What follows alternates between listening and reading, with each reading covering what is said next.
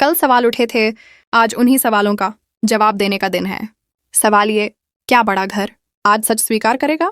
कल की उथल पुथल के बाद आज घर का माहौल और भी ज्यादा भारी है।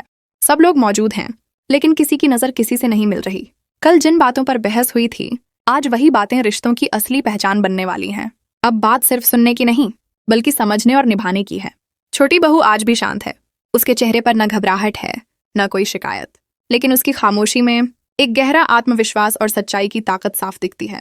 कल जिन लोगों ने उस पर सवाल उठाए थे, आज वही लोग अपने भीतर झांकने को मजबूर नजर आते हैं।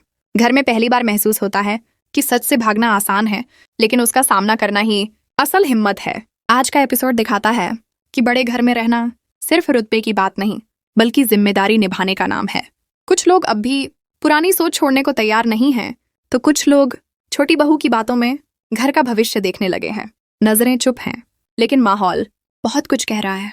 सबसे अहम पल तब आता है जब घर के सामने एक साफ और सीधा फैसला रखा जाता है। इस बार कोई बहाना नहीं, कोई टाल मटोल नहीं। छोटी बहू ज्यादा कुछ नहीं कहती, लेकिन जब बोलती है तो उसके शब्दों में न गुस्सा होता है, न शिकायत, सिर्फ सच और घर की भलाई होती है। उसकी बात के बाद जो खामोशी छा जाती है, वो हार की नहीं, बल्कि सच्चाई मान लेने की होती है। आज के एपिसोड के बाद पूरी संभावना है कि आगे चलकर घर के कुछ रिश्ते और मजबूत होंगे।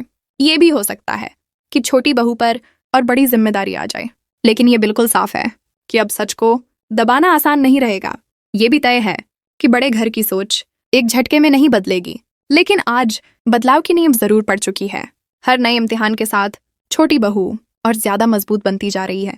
आज का एपिसोड साफ कर देता है कि ये कहानी अब चुपचाप सहने की नहीं रही। ये कहानी है सच के साथ खड़े रहने की, जिम्मेदारी उठाने की और पूरे घर को धीरे धीरे बदल देने की। और यहीं से आगे की कहानी और भी ज्यादा भावनात्मक और सस्पेंस से भरी होने वाली है।